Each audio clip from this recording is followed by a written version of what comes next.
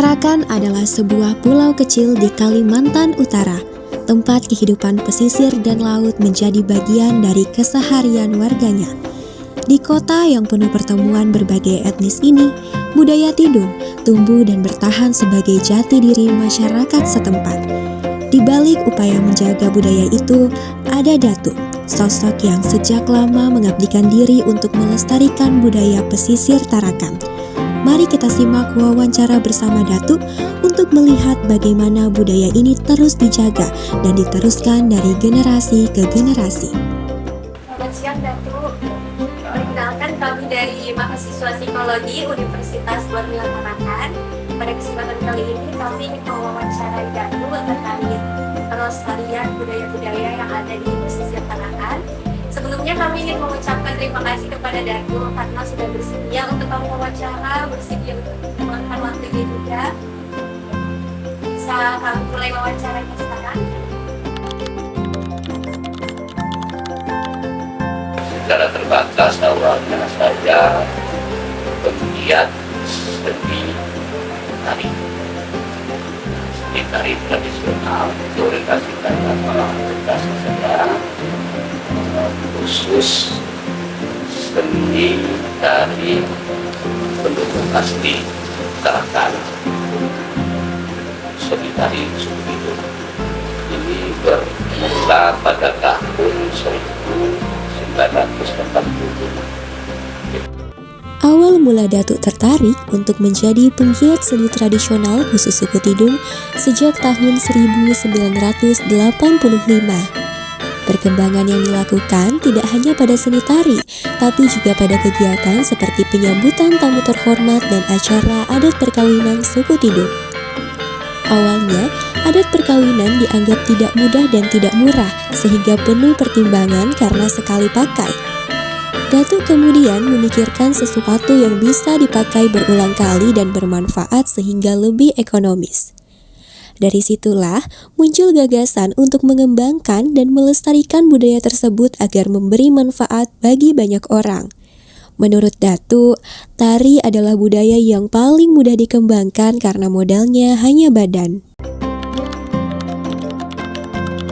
Jadi yang namanya budaya tradisi itu ada pada setiap tahun atau suku punya budaya tradisi masing-masing yang terbentuk, tumbuh, berkembang, hasil interaksi orang dengan tempat dia berkembang.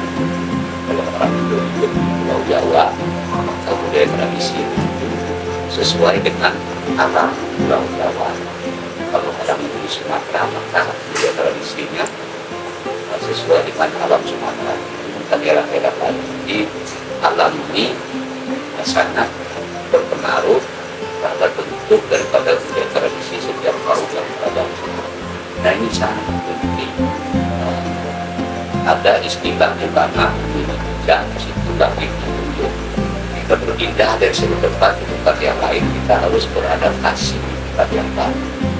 Karena alam yang di tempat kita berada sebelumnya, kemudian alam tempat yang kita datangi baru, pasti ada hal-hal yang tidak sama, yang spesifik, dan kita perlu menyesuaikan diri. Bisa kita orang Tarakan tidak tahu situ budaya tradisi Tarakan itu kan kumpau, kumpau kumul, jadi salah. Nah, ini saya kita yang harus kita tahu itu diri kita sendiri, kita berada di mana. Kan kita harus tahu kita dari mana, dari Tarakan. Tarakan pada apa tak tahu.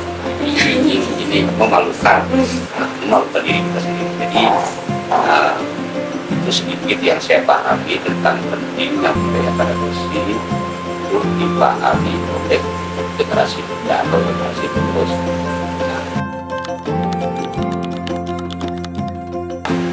Yang paling gampang dan itu sudah target saya itu adat perkawinan.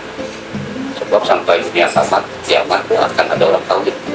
Jadi kalau adat lain mungkin dalam era tertentu dia sudah tidak tidak relevan lagi. Tapi kalau ada perkawinan tetap ada orang kawin. Jadi ini yang perlu kita jaga, pahami betul-betul. itu kemudian sesuaikan dengan perkembangan zaman. Anak yang baru lahir ini ada acara khas orang Tidung, jadi setelah itu sudah ada seperti tasmiyah,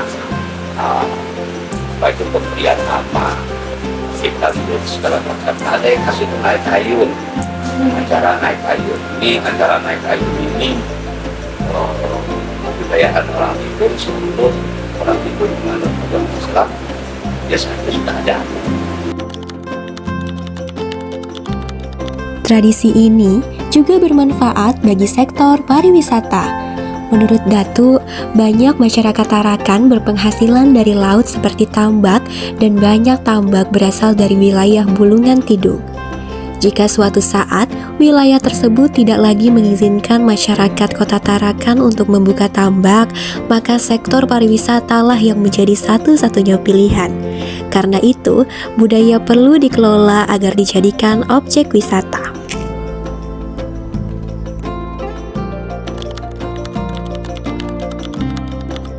Irau Tengkayu ini salah satu budaya tradisi suku Tidung di Tarakan. Suku Tidung banyak temannya di Tarakan, berbagai keturunan ada di Kalimantan, ada di KPT, ada di Kalimantan, ada bahkan di Sabah, Malaysia, di Filipina, di Brunei juga ada. Jadi kalau misalnya perbatasan perbedaannya tidak ada bedanya, kalau buat orang Tidung itu sama saja kan. Nah, di mana-mana dia penduduk asli. Nah, jadi untuk Irau Tengkayu khusus orang Tidung Tarakan. Irau Tengkayu merupakan budaya khas suku Tidung Kota Tarakan. Walaupun suku Tidung tersebar di berbagai daerah, Irau Tengkayu hanya ada di Tarakan karena penutur bahasa Tidung terbesar berasal dari Tidung Tenggarang yang awalnya berasal dari Tarakan dan kemudian menyebar ke 10 tempat, 1 di Tarakan dan 9 di luar Tarakan. Irau Tengkayu populer dan banyak peminatnya, tetapi tidak ada catatan pasti kapan pertama kali budaya ini muncul. Menurut perkiraan Datu, Irau ini sudah ada menjelang masuknya Islam pada sekitar abad ke-13.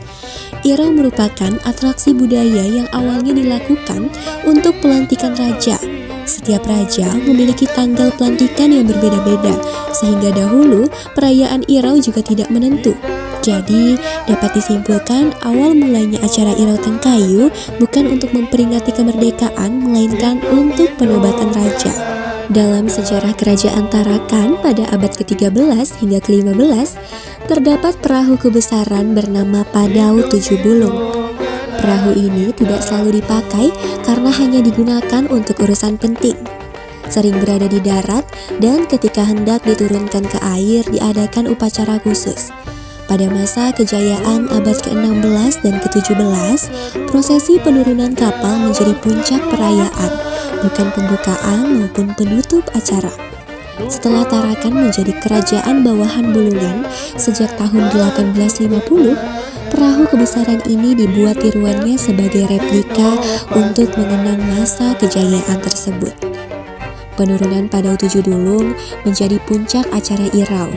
Setelah Tarakan menjadi kota Madia, Irau kemudian diadopsi sebagai perayaan ulang tahun kota Tarakan dan biaya pelaksanaannya ditanggung oleh pemerintah.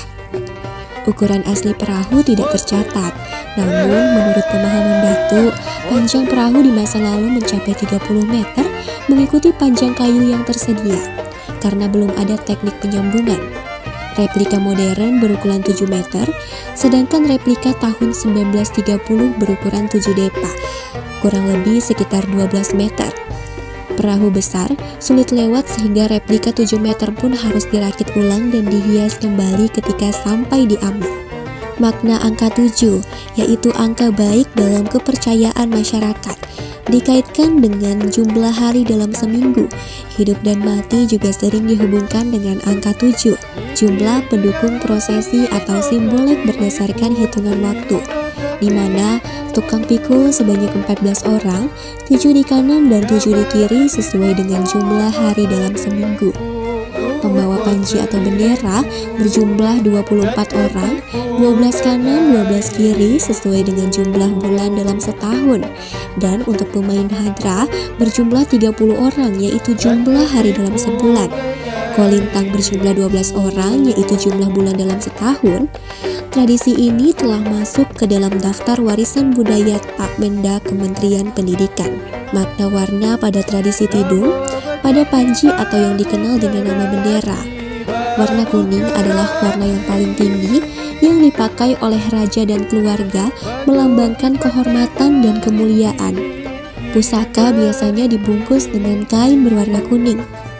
Warna hijau melambangkan untuk warna kaum syarif, yaitu Habib dan Syarifah atau keturunan Nabi Muhammad, sangat dihormati oleh masyarakat Tidung. Dan warna merah melambangkan ketegasan dan menjadi kontras untuk memperkuat warna kuning.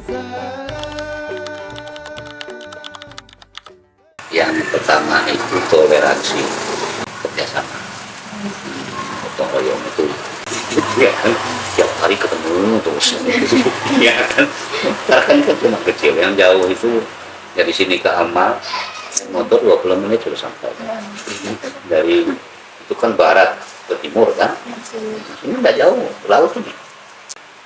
Orang Tarakan itu saling kenal begitu, makanya orang Tarakan ini kalau kawinan tamunya bukan main kan.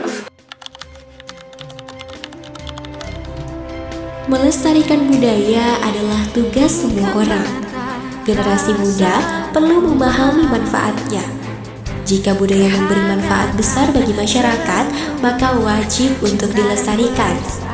Irau Tengkayu memberikan banyak dampak ekonomi yang signifikan bagi masyarakat Kota Tarakan. Warung dan ojek sangat ramai, bahkan ada yang membayar lebih untuk diantar cepat. Pada tahun 2016, Irau Tengkayu mendapat peringkat 1 nasional untuk kategori atraksi budaya terpopuler. Saat Irau berlangsung, wilayah Barat Tarakan menjadi sepi karena masyarakat berkumpul di lokasi acara. Karena manfaat yang sangat besar inilah, maka tradisi ini harus dilestarikan.